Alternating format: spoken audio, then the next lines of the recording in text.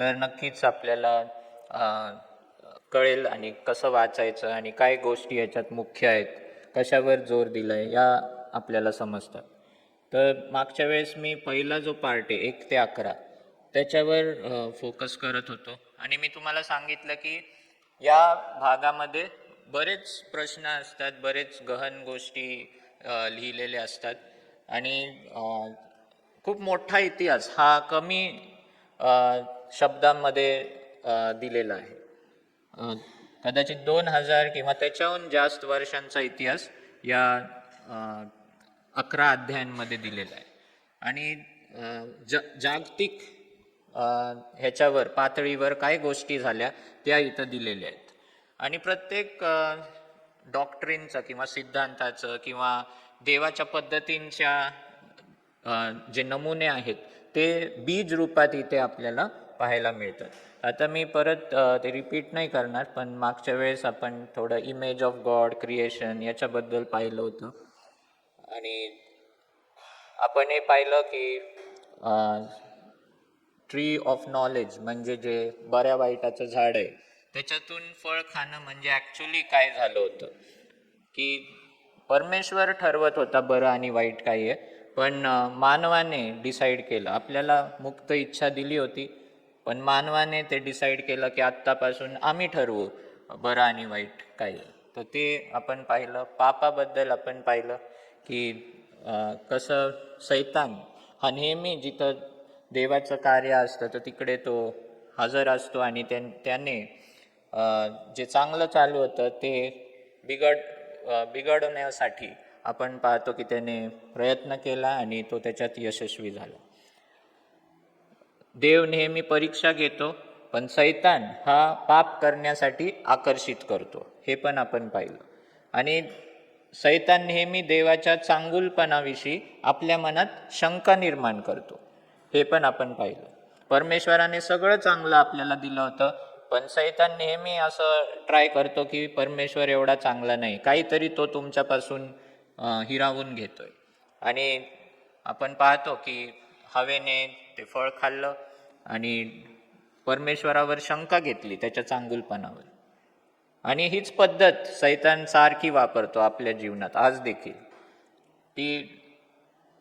त्याला वाटतं की असं डाऊट निर्माण करायचं की परमेश्वर काळजी नाही घेते, परमेश्वर पाहत नाहीये, परमेश्वर तुम्हाला तुमचं जे चांगलं आहे काहीतरी हिरावून ठेवतोय, असं तो ट्राय करतो नेहमी. आणि आपण फसतो, आपण त्याच्यामध्ये फसून जातो आणि आपण त्याचं ऐकतो. आणि हीच पद्धत आपण पाहत आहोत की आज पण तो वापरत आहे. त्यानंतर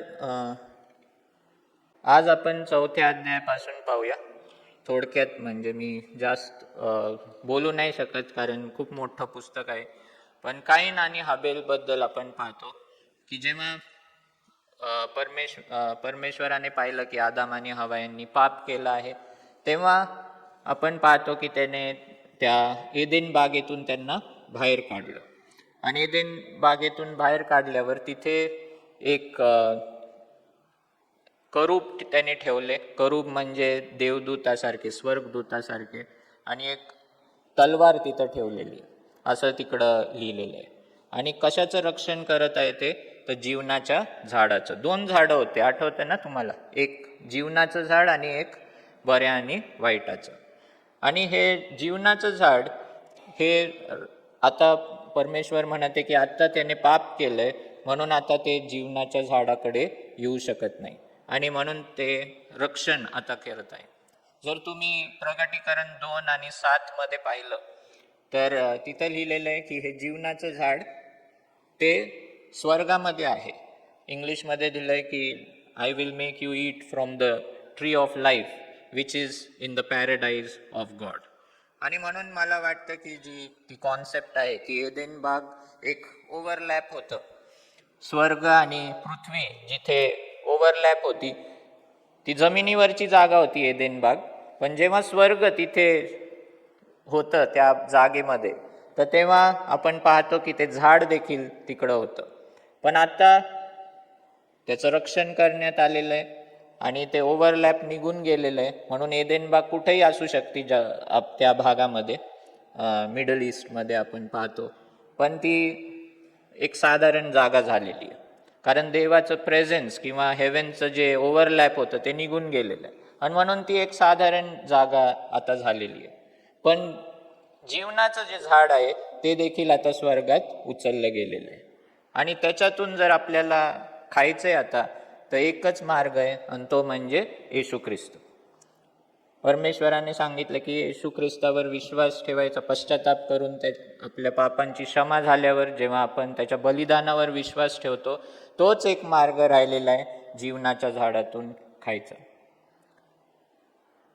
आणि म्हणून कायमसाठी परमेश्वराने त्या उत्पत्ती 3 पासून मानवाला, आदाम, हवा आणि ते परिवार ह्यांना बाहेर काढलं, आणि आता ते एदेनाच्या बाहेर ते राहत होते. आणि त्यावेळेस त्यांना पुत्र झाले, काईन आणि हाबेल. आणि त्याच्यात आपण पाहतो की तुम्हाला स्टोरी माहिती आहे की दोघांनी अर्पण दिले, आणि जेव्हा त्यांनी अर्पण आणले तेव्हा बायबल सांगते की देवाने हाबेलाचं अर्पण हे स्वीकारलं, आणि काहींनाकडे म्हणजे दुर्लक्ष केलं असं नाही, पण हाबेलाचं अर्पण त्याला जास्त आवडलं. आता काही लोकांना वाटतं की हाबेलाने पशुचं अर्पण दिलं आणि कायनाने शेतीमधलं दिलं, तर म्हणून देवाला पशुचं अर्पण आवडलं असं काही लोकांना वाटतं. पण तसं नाही आहे, कारण परमेश्वर नेहमी आपलं अंतःकरण पाहतो. आणि हाबेल हा पशुमध्ये काम करत होता, त्याचे जे हे होतं त्याचं काम, व्यवसाय तो होता, आणि काईन हा शेतकरी होता. तर दोघांनी त्यांचं अर्पण आणलं होतं, पण ते देण्याची जी वृत्ती होती ती हाबेलाची चांगली होती. कारण काईनाविषयी इथं जरी काही एवढं लिहिलेलं नाही, पण नवीन करारामध्ये 2-3 जागी काईनाबद्दल लिहिलेलं आहे की त्याचे जे ऍक्शन्स होते हे त्यालाच दोष आणणारे होते. आणि आपण पाहतो की हाबेलाचा अर्पण हा परमेश्वर त्याच्याकडे जास्त फेवरने पाहतो आणि त्याचं स्वीकारतो. आणि लगेच आपण पाहतो की काईनाला राग आलेला आहे. आता हा राग जेव्हा त्याच्या मनात होता तेव्हा परमेश्वराने ते पाहिलं की हा रागिष्ट झालेला आहे, आणि तो म्हणतो की तू जर चांगलं केलं काईना, तर तुझं देखील अर्पण स्वीकारण्यात येईल. म्हणजे बघा, परमेश्वर जो रागावलेला आहे त्याच्याशी बोलतोय. हाबेलापेक्षा आता परमेश्वराने पाहिलं की ह्याचं तोंड उतरलंय किंवा रागात आहे, तेव्हा परमेश्वर नेहमी त्या व्यक्तीशी बोलतो. आणि आपण जर 4था अध्याय आणि 7वं वचन पाहिलं,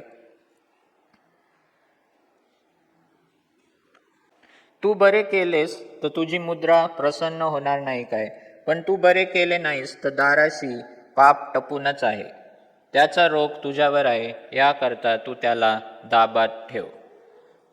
इंग्लिशमध्ये असं लिहिलं, sin is crouching at the door. पाप टपू नये म्हणजे एका प्राण्यासारखं नाही का, एक प्राणी कसा असा दबा धरून बसतो आणि मग उडी मारतो आपल्या शिकारावर, तर त्या रीतीने जेव्हा आपण रागात असतो ना, तेव्हा पाप जसं काही टपून बसलेलं आहे आपल्यावर कंट्रोल करण्यासाठी, दाराशीच टपून बसले. म्हणजे जेव्हा रागात असतो तेव्हा कधी पण आपण काहीतरी वाईट करू शकतो, आणि म्हणून हा राग जो आहे तो आपल्याला लवकरात लवकर कंट्रोल करता आला पाहिजे. नाहीतर परमेश्वर सांगते की पाप जसं काय टपून बसले ते तुमच्यावर अटॅक करेल आणि तुमच्यावर काबू मिळवेल.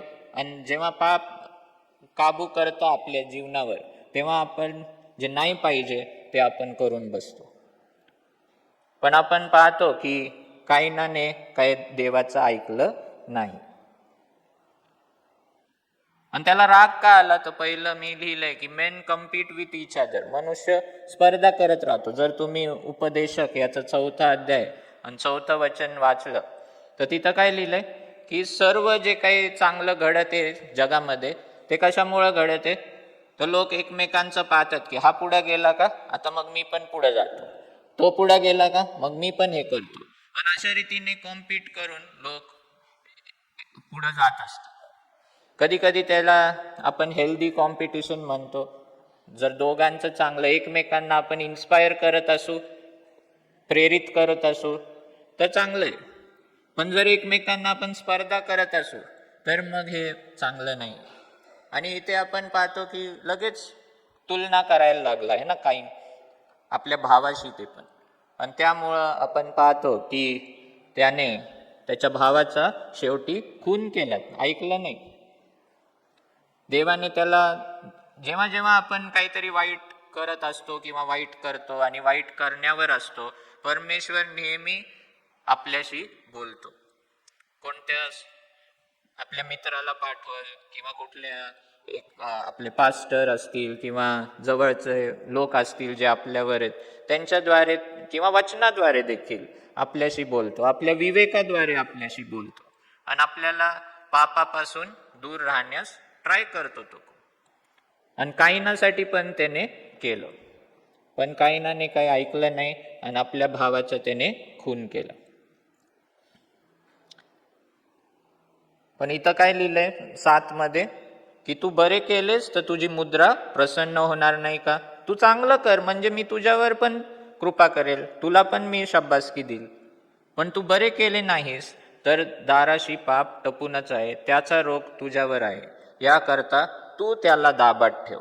म्हणजे तुला ताब्यात ठेवायचंय, तुझा राग तुझं पाप हे ताब्यात ठेवायचंय तुला, नाही तर मग ते तुझ्यावर कंट्रोल करू लागेल.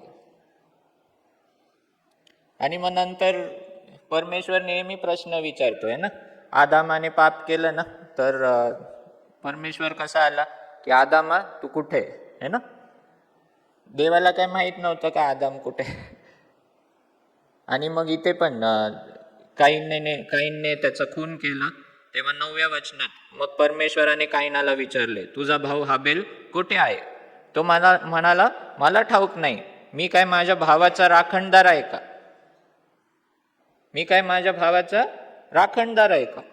पण खरंच ऍक्च्युली आपण आपल्या भावाची काळजी केली पाहिजे. परमेश्वर नेहमी प्रश्न का विचारतो? आपण काय उत्तर देतो ते जाणून घेण्यासाठी, बरोबर? म्हणजे आपल्या मनात पश्चाताप आहे का, आपण सॉरी म्हणू का, हे जाणून घेण्यासाठी परमेश्वर प्रश्न विचारतो. आदामाला पण तेच विचारलं, तू ते फळ खाल्लं का? मग तो स्वीकारण्याऐवजी काय म्हणतो, हे हवेने दिलं हे ना. तू जी ऍक्च्युली देवालाच तो दोषी ठरवतो, तू जी हवा मला दिली त्या बाईने मला हे फळ दिलं, मी एकटा चांगला होतो.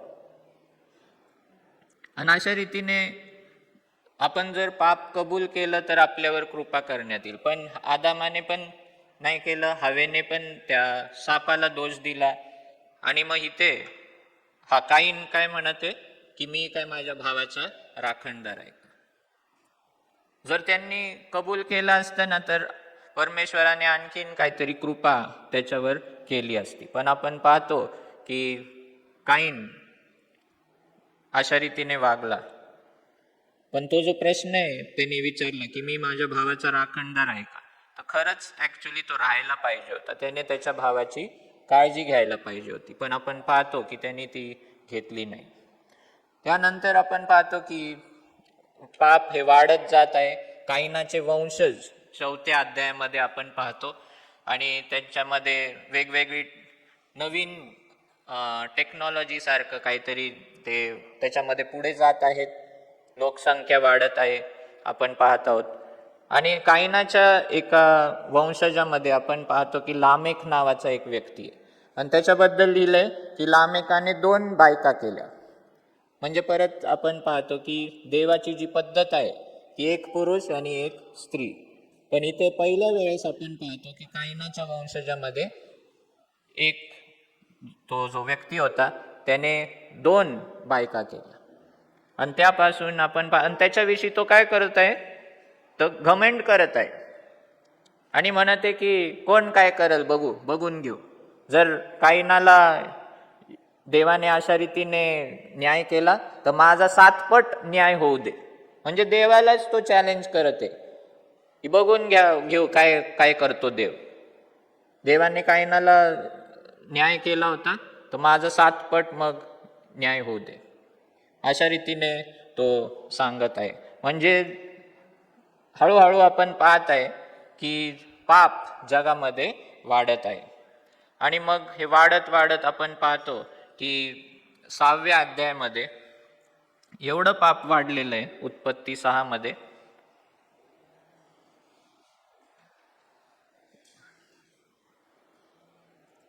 तिथं लिहिलंय, नंतर भूतलावर मनुष्यांची वाढ होऊ लागली आणि त्यांना कन्या झाल्या.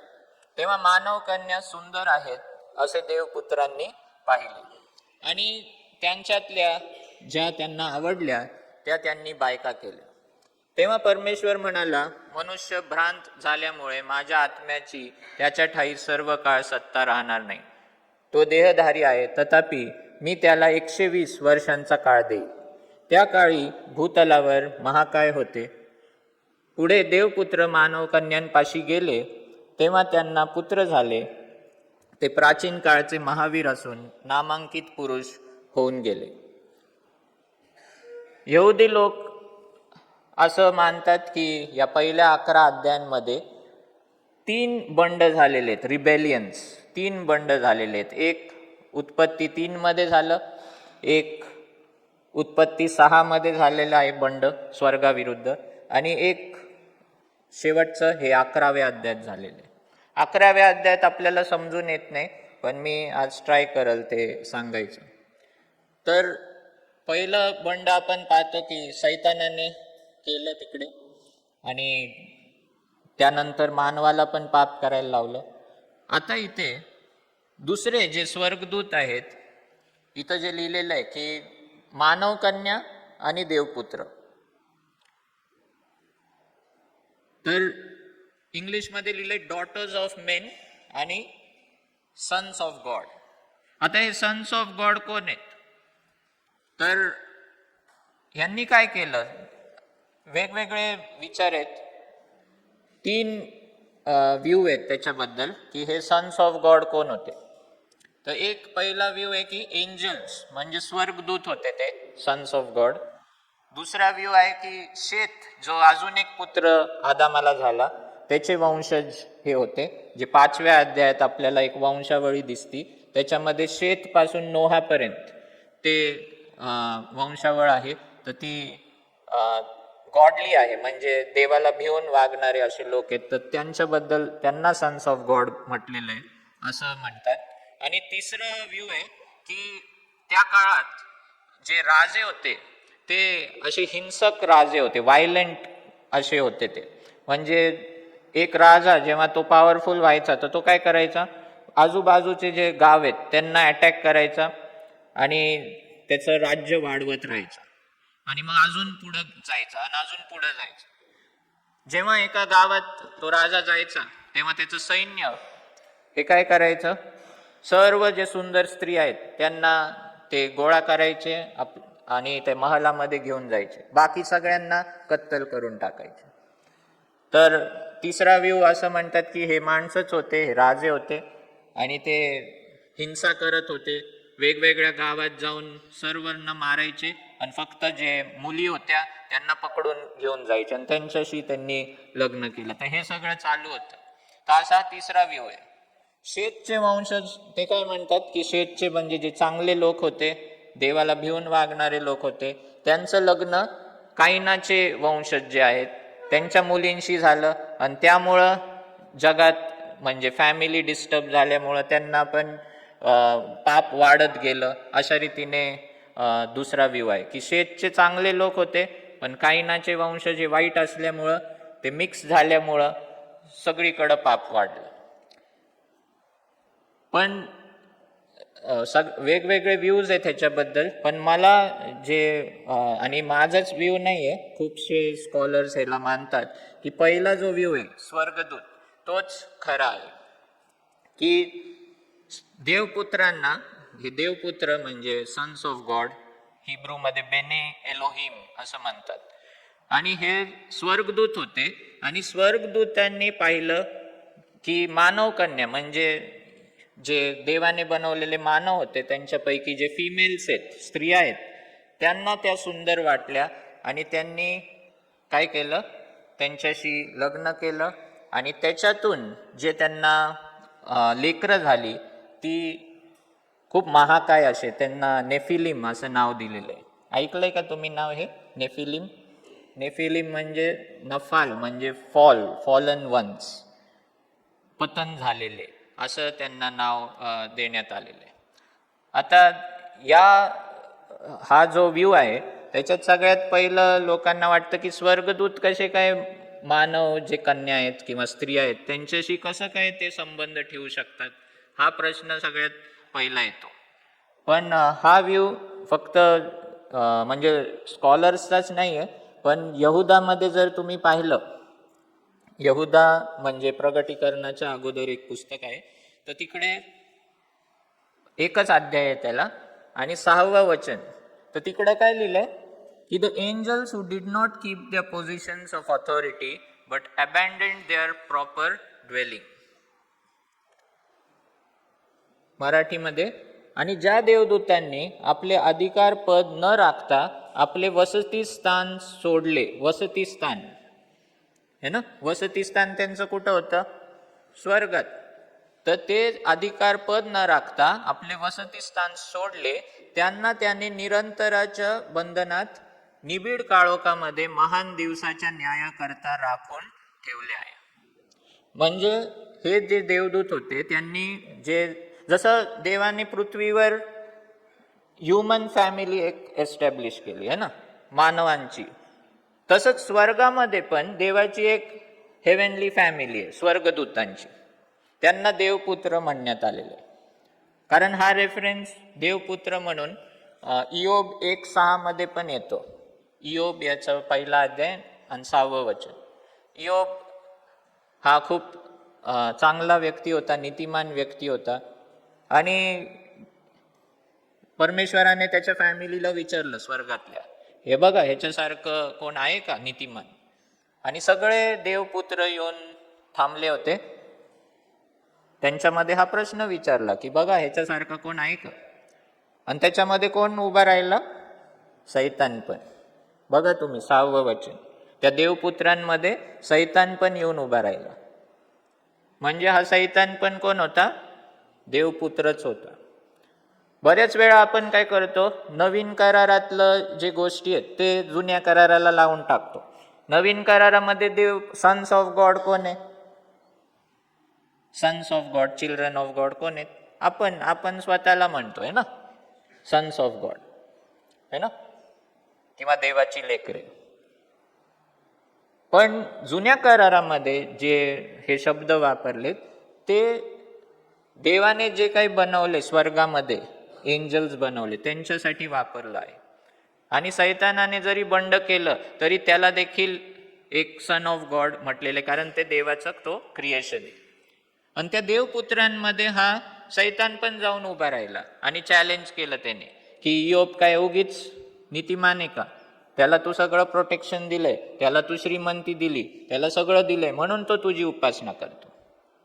तर मला काय सांगायचं की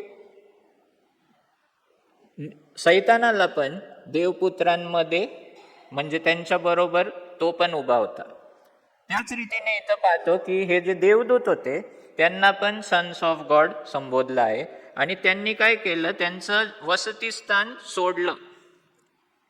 नवीन करारात येशू म्हणतो की जेव्हा तुमचं लग्न विचारतात त्याला प्रश्न कोण, सदुकी लोक, की एक बाई होती आणि तिला एक नवरा होता आणि मग तो वारला, मग त्याच्यानंतर आणखीन तिला कितीतरी नवरे होते, मग जेव्हा तिचं पुनरुत्थान होईल तेव्हा तिचं लग्न कोणाबरोबर होईल, पुनरुत्थानामध्ये, कारण तिला खूप सारे नवरे होते, कारण त्यांना येशूला पकडायचं होतं, कारण ते सदुकी लोक पुनरुत्थानावर विश्वास ठेवत नव्हते, म्हणून त्यांना असं त्याला कोड्यात टाकायचं होतं. म्हणून येशूला त्यांनी असा प्रश्न केला की या स्त्रीला एवढे नवरे होते आणि सगळ्यांचं पुनरुत्थान झालं, मग ती बाई कोणाबरोबर लग्न करेल किंवा ती ठेवेल संबंध. तर येशूने काय सांगितलं की तसं नसतं, पुनरुत्थानामध्ये आपण सर्व म्हणजे कोण लग्न करून देत नाही आणि घेत नाही, पण आपण सर्व देवदूतांसारखे असू, असं येशू म्हणतो. आणि म्हणून त्या वाक्यावरून लोकांना वाटतं की देवदूत काही शारीरिक संबंध ठेवू शकत नाही. मग या ठिकाणी कसं काय देवदूतांनी स्त्रियांबरोबर संबंध ठेवले, हे ना, हा प्रश्न येतो आपल्याला. पण स्कॉलर्स असं सांगतात की जी स्थिती स्वर्गात त्यांची होती, जे ऑथॉरिटी आणि जे जागा त्यांना दिली होती, ती त्यांनी सोडली. आणि उत्पत्तीमध्ये पण आपण पाहतो की जेव्हा अब्रामाला लेकरू होत नव्हतं, तर 18व्या अध्यायामध्ये मला वाटतं परमेश्वर आला आणि त्याच्याबरोबर आणखीन 2 देवदूत आले, स्वर्गदूत आले आणि अब्रामाला ते भेटले. आणि अब्रामाला माहित नाही हे कोण लोक आहेत, पण तो त्यांच्यासाठी पाहुणचार करतो, त्यांना जेवण देतो, सगळं काही देतो. आणि बोलत असताना त्याला कळतं, अरे हा तर देव आहे आणि दूत आहेत 2. पण तिकडे आपण काय पाहतो की हे 2 दूत काय करत आहेत? जेवत आहेत. ते 2 दूत जेवत होते, म्हणजे शरीराने ते आले होते. अब्रामाला वाटलं की हे तर माणसं आहेत, पण तिकडं आपण पाहतो की ते 2 दूत जेवत होते.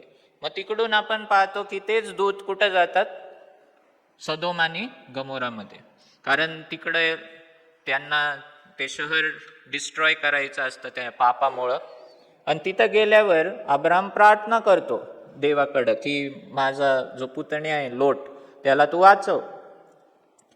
आणि त्याच्या प्रार्थनेमुळे हे जे 2 दूत असतात, तिकडे पण लोकांना वाटतं की हे माणसंच आहेत, लोटला पण वाटतं हे माणसं आहेत. आणि मग तो त्यांना घरी घेऊन जातो, त्यांना पाहुणचार करतो त्यांचा. आणि रात्री दुसऱ्या लोकांनी पाहिलेलं असतं सदोमच्या, तर त्यांना पण वाटतं हे माणसं आहेत आणि ते दार वाजवू लागतात लोटचं की आम्हाला त्यांना बाहेर काढा, आम्हाला त्यांच्याबरोबर संबंध ठेवायचे. तेव्हा आपण पाहतो की ते दूत त्या लोकांचा हात पकडतात आणि जबरदस्ती त्यांना बाहेर घेऊन जातात. म्हणजे त्यांना शरीर होते, हात पकडून असे ते काय असं हात लावला तर ते जसं काय स्पिरिट सारखे नव्हते, त्यांना खरोखरच शरीर होते, त्यांनी जेवले पण होते ते. आणि त्यावरून आपल्याला कळतं की एंजल्स शरीर धारण करू शकतात. आणि दुसरी गोष्ट असं म्हणतात की जेव्हा त्यांनी बंड केलं, स्वर्गातून बंड केलं, कारण त्यांना पण मुक्त इच्छा दिलेली आहे देवाने, आणि ते बंड केल्यामुळं जेव्हा त्यांनी ते वसती स्थान सोडलं, तेव्हा त्यांचे शरीर पण हे वेगळे झाले आणि ते या स्त्रियांबरोबर त्यांनी संबंध ठेवले. आपण जर पहिले करिंथ याचा 11वा अध्याय पाहिला, पहिले करिंथ 11 हा प्रभू भोजनाचा अध्याय. त्याच्यात आणि पहिल्या काही वचनामध्ये पौल सांगत आहे की स्त्रियांनी आपल्या डोक्यावर पदर ठेवावा आहे ना, असं तिथं लिहिलेलं आहे. आणि ते सांगत असताना मी वाचत राहतो 5व्या वचनामध्ये, तसेच जी स्त्री उघड्या मस्तकाने प्रार्थना करते किंवा संदेश देते, ती आपल्या मस्तकाचा अपमान करते, कारण ती मुंडन केलेल्या स्त्रीसारखीच होते. स्त्री जर आपले मस्तक आच्छादत नाही, तर तिने आपले केस कातरून घ्यावेत. परंतु जर केस कातरून घेणे किंवा मुंडन करणे स्त्रीला लाजिरवाणी गोष्ट आहे, तर तिने आपले मस्तक आच्छादावे. पुरुष देवाची प्रतिमा व वैभव असल्यामुळे त्याला मस्तक आच्छादन करणे योग्य नाही. स्त्री तर पुरुषांचा गौरव आहे, कारण पुरुष स्त्रीपासून झाला नाही, तर स्त्री पुरुषापासून झाली. पुरुष स्त्रीसाठी निर्माण झाला नाही, तर स्त्री पुरुषासाठी निर्माण झाली. या कारणामुळे देवदूतांकरता, हे बघा इथं काय लिहिलंय, या कारणामुळे देवदूतांकरता स्त्रीने आपल्यावर असलेल्या अधिकाराचे चिन्ह मस्तकावर धारण करावे हे योग्य. हे का लिहिलंय? देवदूतांकरता, because of the angels women should cover their heads. तर असं म्हणतात की आज देखील तो धोका आहे. आणि इथं वेगळा विषय चालू आहे की पण तरी देखील स्त्रियांनी आणि त्यांना देवाने सुंदर बनवलंय, पण ती जी गोष्ट आहे ती त्या काळी जे स्वर्गदूत होते त्यांनी त्याचा गैरवापर केला, त्यांनी बंड केलं. आणि आज देखील या गोष्टी घडत असतात. तुम्ही जर काही तुम्ही सर्च केलं इंटरनेटवर, तर अशा गोष्टी आज देखील घडत आहेत, आज देखील या गोष्टी होत आहेत, पण देवाने त्याच्यावर कंट्रोल ठेवलेला आहे. कदाचित जेव्हा शेवटचे दिवस येतील तेव्हा हा कंट्रोल पण निघून जाईल आणि परत या स्थितीसारखी स्थिती होऊ शकते. पण आज देखील या गोष्टी घडत आहेत आणि म्हणून पौल सांगत आहे की तुम्ही जपून राहा, तुमची शोभा, तुमचं जे काय आहे ते तुम्ही मर्यादेमध्ये आणि भिडस्तपणे म्हणतात मॉडेस्ट मध्ये तुम्ही वागा, असं लिहिलेलं आहे. कारण त्या काळी जे घडलं त्याच्यामुळे आपण पाहतो की स्वर्गदूत आणि स्त्रिया यांच्यामध्ये जो संबंध आला, त्यामुळे हे वेगळं गोष्ट आहे ना, म्हणजे मानव वेगळे आहेत आणि हे स्वर्गदूत वेगळे, शरीर वेगळे, आणि त्यांचं जेव्हा संगम झाला, संबंध आले, त्याच्यातून जे मुलं हे झाले, बॉर्न झाले, तर ते मिक्स होते है ना. आणि त्यामुळे आता या गोष्टी आपल्याला थोडंसं हे वाटतं ना की हे काय आपण काहीतरी पिक्चर पाहतोय का, ते जे हे असतात ना, मार्वलचे पिक्चर्स असतात, आयर्न मॅन आणि तसं काहीतरी आपण पाहतोय का. पण हे आपण लपवू नाही शकत, हे आपण लपवू नाही शकत. हे जे स्पिरिच्युअल वर्ल्ड आहे ते आपण त्याच्याकडे दुर्लक्ष नाही करू शकत. पौल काय म्हणतो की जेव्हा तुमचं आत्मिक युद्ध तुम्ही लढता तेव्हा तुम्ही फक्त रक्त मांसाशी तुमचं लढणं नाहीये, पण काय आहे, अवकाशातील काय आहेत ते अधिकारी है ना, शक्ती अधिकारी, त्यांच्याशी लढणं चालू आहे. आणि मी तुम्हाला आज दाखवून देईल की प्रत्येक जे ह्युमन गव्हर्नमेंट इथं स्थापलं जातं त्याच्यावर एक आत्मिक शक्ती असते. प्रत्येक जो देश आहे, प्रत्येक जो एरिया आहे, तिकडे जे ह्युमन गव्हर्नमेंट चालू असतं, एक राजा असतो किंवा एक गव्हर्नमेंट मधला व्यक्ती असतो, त्याला चालवणारा एक आत्मिक शक्ती असते आणि ती आत्मिक शक्ती त्या व्यक्तीला कंट्रोल करत असते. आणि देवामध्ये आणि यांच्यामध्ये ते युद्ध आज देखील चालू आहे. क्रूसावर त्यांना हरवले, त्यांना कमजोर केले, पण पूर्णपणे नाश नाही केलेला. आणि शेवटच्या दिवशी जेव्हा तो येईल तेव्हा ते न्याय होणार आहे त्यांचं, तेव्हा ते फायनल युद्ध होणार आहे. पण येशू ख्रिस्त या जगात आला ते फक्त आपल्याला वाचवायसाठी नाही आला, पण हे जे काही घडलं इथं त्यांचं राज्य संपवण्यासाठी, त्यांना हरवण्यासाठी, त्यांच्यासाठी पण तो आलेला आहे. तर इथं एकदा आपण पाहतो की त्यांना परमेश्वराने न्याय केला आणि इथं लिहिल्याप्रमाणे त्यांना राखून ठेवलंय, बंधनात ठेवलेलं आहे. पण प्रगटीकरणामध्ये आपण पाहतो की त्यांना परत रिलीज करण्यात येईल, त्यांना परत बाहेर काढण्यात येईल शेवटच्या दिवसांमध्ये. आणि म्हणून या स्पिरिच्युअल गोष्टींकडे आपण दुर्लक्ष करू शकत नाही. याच्याबद्दल जास्त माहिती बायबलमध्ये दिलेली नाहीये, पण इतर जे पुस्तकं आहेत, एक हानोक मधलं असं पुस्तक आहे, त्याच्यामध्ये एक्स्ट्रा माहिती दिलेली आहे या काळात काय झालं. पण थोडक्यात मला सांगायचं की हे जे 3 व्ह्यू मी सांगितले त्याच्यापैकी बायबल पण 2 पेत्र 2:4-6 आणि यहुदामध्ये तेच सांगितलेलं आहे की ज्या देवदूतांनी पाप केले त्यांची देवाने गय केली नाही, तर त्यांना नरकात टाकले आणि न्याय निवाड्या करता अंधकारमय खड्ड्यात राखून ठेवले आहे, त्याने राखून ठेवलेले. आणि अशा रीतीने आपण पाहतो की त्यानंतर बघा पुढचं जलप्रलयाचं लिहिलेलं आहे 5व्या वचनामध्ये, त्याने प्राचीन जगाची गय केली नाही तर अभक्तांच्या जगावर जलप्रलय आणला आणि नीतिमत्वाचा उपदेशक नोहा याचे 7 जणांचं रक्षण केले. हे जे मुलं जन्माला आले ते आणखीन सर्व पिढीला ते करप्ट करत होते, सर्व जे शरीर आहेत ते करप्ट करत होते. आणि ही सैतानाचीच योजना आहे. का? कारण त्याला माहित होतं की या मनुष्य जातीतूनच कोण येणार आहे, येशू ख्रिस्त येणार आहे आणि तो त्याला मारणार आहे. आणि म्हणून तो पहिल्यापासून मानवाला अटक करत आलेला आहे. मानवाचं शरीर असं तो करायला पाहतोय की ते शुद्ध राहणार नाही आणि त्याच्यातून मग येशू ख्रिस्त येऊ शकणार नाही, असं त्याला करायचं होतं. पण देवाने यावेळेस ऍक्शन घेतली आणि नोहा जो शुद्ध होता, त्याचा परिवार शुद्ध होता, त्याला त्याने सेपरेट केलं आणि त्याला सांगितलं की त्याला वाचवलं. आणि बाकीचे सगळे जे होते हे नेफिलिम पण होते आणि ते पाप करणारे पण होते. देवाने त्यांना संधी दिली की याच्यातून बाहेर यावं. त्यांना 120 वर्ष त्याने टाइम दिला. इथं जे 6व्या अध्यायात आपण पाहतो ना की 3ऱ्या वचनात, मी त्याला 120 वर्षांचा काळ देईन. तर ते पण मला वाटायचं की आता परमेश्वर त्यांचं वयोमर्यादा ही 120 वर्ष करत आहे. पण त्याच्यानंतर आपण पाहतो अब्राहम 175 वर्ष जगला. दुसरे अजून काही लोक आणखीन जगले. याकोब 147 वर्ष जगला. तर हे जे वयोमर्यादाविषयी नाही लिहिलंय, हे टाइम विषयी लिहिलंय की 120 वर्ष मी अजून त्यांना देत आहे पश्चाताप करायला.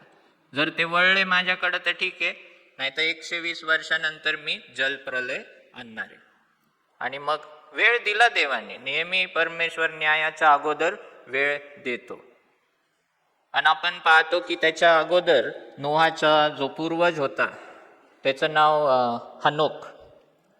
तर हा हनोक फक्त देवाबरोबर चालत नव्हता, पण यहुदाच्या पुस्तकामध्ये लिहिलंय की तो काय करत होता? प्रचार करत होता. आणि काय प्रचार करत होता? की न्याय येणारे, न्याय येणारे आणि तुम्ही याच्यातून बाहेर या.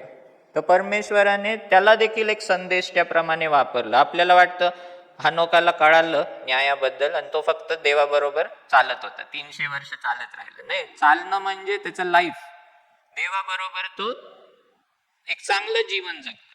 आणि चांगलं जीवन जगत असताना तो इतरांना चेतावणी देत होता की याच्यातून तुम्ही बाहेर या. यहुदाच्या पुस्तकामध्ये 14व्या वचनात लिहिलेलं आहे. तर हनोकाने प्रचार केला, नोहाने प्रचार केला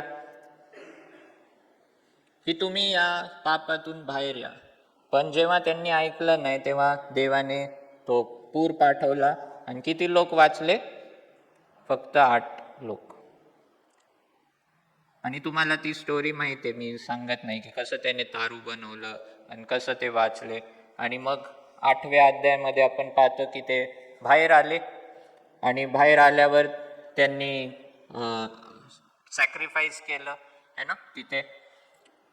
तिथं एक गोष्ट मला सांगायची की त्यांनी जेव्हा ते प्राणी घेतले तेव्हा नर मादी असं सगळ्यांना घेतलं. पण जे 7व्या अध्यायामध्ये लिहिलंय की जे शुद्ध पशु आहेत त्यांच्यातून तू 7 जोड्या घे, 7 जोड्या. आणि जे अशुद्ध पशु आहेत त्यांच्यातून तू एक जोडीच घे.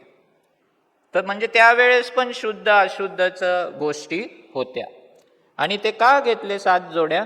कारण जर ते तारवातून बाहेर आल्यावर एक जोडी त्यांनी जर सॅक्रिफाईस केली असती तर ते प्राणी पूर्णपणे एक्सटिंक्ट झाले असते है ना. त्यांची प्रजा नाहीशी झाली असती. म्हणून देवाने जे अर्पणासाठी वापरायचे ते शुद्ध पशु, आणि म्हणून त्याने 7 जोड्या घ्यायला लावल्या होत्या. आणि बाकीचे जे प्राणी होते त्यांच्यातून एक जोडीच त्याने घेतली होती. तर अशा रीतीने आपण पाहतो की देव मग त्याच्याशी करार करतो. आणि नोहाचा करार आपण पाहतो. आणि तो करार काय आहे? कोणाबरोबर देव करतो तो करार? पूर्ण जगाबरोबर है ना, पूर्ण जगाबरोबर. आणि काय करार होता तो? की मी कधीही पृथ्वी पाण्याने नाश करणार नाही. आणि तिथं लिहिलंय की जोपर्यंत पृथ्वी आहे तोपर्यंत काय असेल? दिवस आणि रात्र. बरोबर. जोपर्यंत पृथ्वी आहे तोपर्यंत काय असेल? दिवस आणि रात्र. आपण वाचू ते उत्पत्ती याचा 8वा अध्याय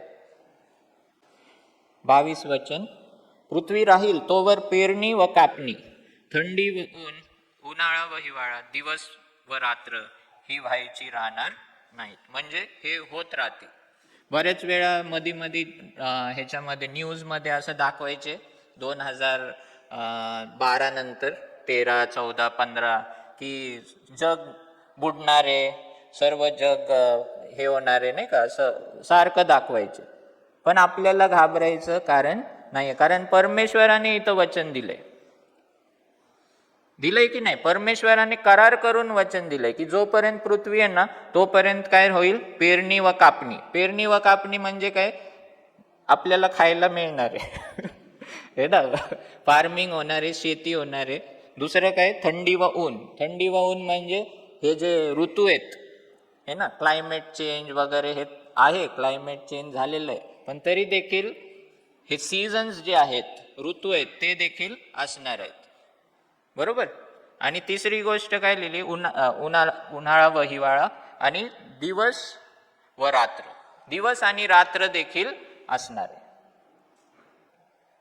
समजते तुम्हाला. म्हणजे ही पृथ्वी त्याला जोपर्यंत पाहिजे, देवाला जोपर्यंत पाहिजे तोपर्यंत या गोष्टी होणार. तर किती टी व्हीवर किंवा कोणी सांगितलं या दिवशी असं असं होणार आहे, अर्ध जग डुबणार आहे, काय होणार आहे, तर विश्वास ठेवू नका. कारण परमेश्वराने आपल्याला वचन दिलं शास्त्रामध्ये. आणि वचन कसं दिलंय, करार करून. आपल्याला कराराचं महत्व नाही कळत, पण जे जुने लोक होते त्यांना माहित होतं करार किती महत्वाचा असतो. कव्हनेंट. आज आपल्याला ते हिरवा कागद त्याचं थोडंसं महत्व असतं लीगल, पण त्याच्याहून जास्त देवाचा करार हा न तुटणारा असतो. आणि त्याच्यासाठी चिन्ह पण तो देतो. चिन्ह काय देतो, मेघधनुष्य, है ना. बरोबर. आणि जेव्हा जेव्हा आपण ते मेघधनुष्य पाहू ना तेव्हा आपल्याला बरं वाटलं पाहिजे की परमेश्वर आपल्या कराराशी काय आहे, विश्वासू आहे. परमेश्वर विश्वासू आहे. जेव्हा जेव्हा तुम्ही पाहाल तेव्हा तुम्हाला हे लक्षात आलं पाहिजे की देव आपल्या कराराशी विश्वासू आहे, तो त्याचं वचन पाळणार. आता याचा अर्थ हे नाही की काही ठिकाणी पूर येतो, काही ठिकाणी सुनामी येते, लोक मरतात, हे या गोष्टी होणार. पण 1/4 जग किंवा 1/2 जग हे पाण्याने पूर्ण हे होईल असं नाही होणार कधी. समजते तुम्हाला. पूर्ण जग किंवा अर्ध जग हे नाहीसं होतंय हे नाही होणार. हे शेवटच्या दिवसात त्या गोष्टी घडतील. पण जोपर्यंत देव हे जग चालवणार आहे तोपर्यंत अशी मोठी विपत्ती जी नोआच्या वेळेस आली तशी कधीच होणार नाही. आणि देव ते आश्वासन देत आहे. त्यानंतर 9व्या अध्यायामध्ये आपण पाहतो, उत्पत्ती 9 मध्ये, की एक नवीन काही हे दिलेत, लॉज दिलेत. आणि तिथं 3ऱ्या वचनात लिहिलंय, 2ऱ्या वचनात, पृथ्वीवरील सर्व पशु, आकाशातील सर्व पक्षी, भूमीवर रांगणारे सर्व प्राणी व समुद्रातील सर्व मासे ह्यांना तुमचे भय व धाक राहील, ते तुमच्या स्वाधीन केले आहेत. सर्व संचार करणारे प्राणी तुमचे अन्न होतील. वनस्पती ज्याप्रमाणे तुम्हाला दिली होती त्याप्रमाणे सर्व काही आता तुम्हाला मी देतो. म्हणजे पुराच्या अगोदर मनुष्य पशु खायचे नाही, ते व्हेजिटेरियन होते. पण आता इथं लिहिलेलं आहे की पुरानंतर आता परमेश्वरानेच सर्व वनस्पती आणि प्राणी देखील हे आपल्याला खाण्यासाठी आज्ञा दिलेली. त्याचा अर्थ हे नाही की आता सगळ्यांनी नॉन व्हेजच बनायचं. तुम्ही जर व्हेजिटेरियन असेल तर व्हेजिटेरियन राहू शकता पण देवाने आज्ञा दिलेली आहे, म्हणजे देवाने मनाई नाही केलेली आहे. तर ज्यांना जे खायचं ते तुम्ही खाऊ शकता, पण आणि नाही खायचं तर नाही खाऊ शकता, नका खाऊ. पण देवाने इथे आज्ञा दिलेली आहे. फक्त एक आज्ञा त्यांनी दिली आहे 4थ्या वचनात, की तथापि मांसाचे जीवन रक्त आहे, म्हणून रक्तासकट मांस खाऊ नका. मी तुमच्या रक्ताबद्दल म्हणजे तुमच्या जीवाबद्दल झडती घेईन. प्रत्येक पशुची व मनुष्याची झडती घेईन. प्रत्येक मनुष्याची त्याच्या भावाच्या जीवाबद्दल झडती घेईन. आणि 6व्या वचनात दिले, जो कोणी मनुष्याचा रक्तपात करील त्याचा रक्तपात मनुष्याकडून होईल, कारण देवाने मनुष्याला आपल्या प्रतिरूपाचा उत्पन्न केला आहे. इथं लिहिलेलं आहे की आता जो कोणी मनुष्य रक्तपात करील त्याचा रक्तपात मनुष्याकडून होईल. म्हणजे जर मी कोणाचा खून केला, कोणा व्यक्तीचा, मानवाचा, तर माझं देखील रक्त सांडण्यात येईल. हे कोण सांगते? देव. आणि ह्याच्यातून आपल्याला काय कळतं की देवाने मृत्यूदंड हा आपल्याला किंवा कोर्टाला दिलेला आहे. खूपशा देशांमध्ये माहिती आहे का मृत्यूदंड बंद केलेला आहे. आपल्या देशात आहे, पण खूपशा देशांमध्ये मृत्यूदंड देत नाही. पण इथे या वचनावरून आपल्याला कळतं की देवाने आज्ञा दिली आहे मनुष्याला की जर एक व्यक्ती कोणाचा खून करतो तर मग त्याचं देखील रक्त सांडण्यात येईल. पण ते डायरेक्ट नाही, कोर्टमध्ये प्रूव्ह झाल्यावर, न्यायाधीशाने न्याय दिल्यावर मग आपण ते करू शकतो. पण देवाने ही आज्ञा दिलेली आहे की मृत्यूदंड देणं हे देवाने मानवाला सांगितलं आहे. समजते तुम्हाला? तर ह्याच्यात काही रॉंग नाही आहे. आणि का त्या व्यक्तीला मारायचं? कारण तिथं लिहिलंय की मनुष्याला देवाने आपल्या प्रतिरूपाचा बनवलंय. म्हणून देवाची इमेज जी आहे ना, ती जरी डागाळलेली आहे आता पापामुळे, पण तरी देखील सर्व लोकांमध्ये, फक्त ख्रिश्चन लोकांमध्ये नाही, सर्व लोकांमध्ये देवाचं इमेज आहे, देवाचं प्रतिरूप आहे. आणि म्हणून त्या प्रतिरूपाचा व्यक्ती जर मी त्याचा खून करतोय किंवा कोणीही करतोय, मग त्याला शिक्षा झालीच पाहिजे. आपण असं नाही म्हणू शकत की अरे हा तर आदिवासी आहे किंवा हा तर असा खालच्या जातीचा आहे किंवा तो हाय म्हणून मी मारलं तर काही नाही होणार, किंवा हा तर गुन्हेगार आहे त्याला मी मारू शकतो डायरेक्ट. नाही. तुम्हाला माहिती आहे का जो कसाब म्हणून होता, तो 26 नोव्हेंबरला ना, कधी टेररिस्ट होता ना, आणि त्याला पाहिलं आपण सगळ्यांनी की तो टीव्हीवर पाहिलं की कसं तो सगळ्यांचा खून करतोय. पण त्याला पण पकडण्यात आलं आणि पकडल्यावर त्याचा न्याय झाला. म्हणजे कोर्टामध्ये त्याला एक वकील देण्यात आला गव्हर्नमेंटकडून, आणि मग त्याचं योग्य ट्रायल झालं. त्याच्यामध्ये त्याला दोषी नेमण्यात आलं की तो खरंच मृत्यूदंडासाठी पात्र आहे, आणि मग त्याला शिक्षा देण्यात आली. माहिती आहे तुम्हाला? म्हणजे असा एवढा वाईट व्यक्ती पण तरी देखील त्याचा योग्य न्याय झाला, त्याच्यावर केस वगैरे झाली आणि त्याचा गुन्हा साबित झाला. जरी काही साबित करण्यासारखं नव्हतं, पण तरी वकिलाद्वारे त्याला वकील देण्यात आला, आणि मग साबित झाल्यावर मग त्याला फाशीवर त्याला मारण्यात आलं. तर हे जे आहे हे देवाने दिलेलं आहे, पण ते योग्य रीतीने. तुम्ही डायरेक्ट नाही मारू शकत. कोर्टमध्ये जाऊन ते झाल्यावर मग त्याला मृत्यूदंड हे देवापासून आहे. तर ह्याला आपण थांबू नाही शकत, हेच मला सांगायचं होतं. तर अशा रीतीने हे नवीन आज्ञा देवाने दिलेली आहे. 7व्या वचनात तो म्हणतो की तुम्ही फलद्रूप व्हा, बहुगुणित व्हा, पृथ्वीवर विपुल वंशवृद्धी करा आणि तिच्यावर बहुगुणित व्हा, आणि मग पूर्ण पृथ्वी व्यापून टाका, असं तो म्हणत आहे. पण शेवटी आपण पाहतो नंतर की 11व्या अध्यायात की परत जनसंख्या वाढलेली आहे, आणि 11व्या अध्यायात असं दिसतंय की लोकांना परत बंड करायचं, आणि ते म्हणतात की नाही, आम्ही एकाच ठिकाणी राहू आणि आम्ही आमचं नाव करू, आणि अशा काही गोष्टी ते करू लागतात. पण आपण इथेच थांबूया. पण आज आपण काय पाहिलं की, विशेष करून हे पाहिलं की देवाने एकदा पाप वाढल्यामुळं देवाने एकदा जगाचा न्याय केलेला आहे, आणि ते पाप कशामुळे झालं ते देखील पाहिलं. स्वर्गदूतांमुळे, आणि ते अजून एक बंड झालं होतं स्वर्गात, त्यामुळं पृथ्वीवर जसं सैतानाने आदाम आणि हवेला पाप करायला लावलं, आता दुसऱ्या वेळेस परत स्वर्गदूतांनी परत मानवाला पाप करायला लावलं. आणि तिसऱ्या वेळेस जो बुरुज आहे त्यावेळेस पंच पाप जे होतं ते पण स्वर्गदूतांमुळेच झालेलं आहे, ते मी नंतर सांगेन तुम्हाला. आणि त्यामुळं आपण पाहतो की परमेश्वर काहीतरी चांगलं करतोय, परत लोक वाईट करतात.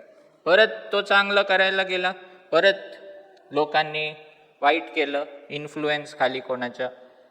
आणि देव परत आता काहीतरी चांगलं करणार आहे आणि तेव्हा मग तो अब्रामाला निवडतो.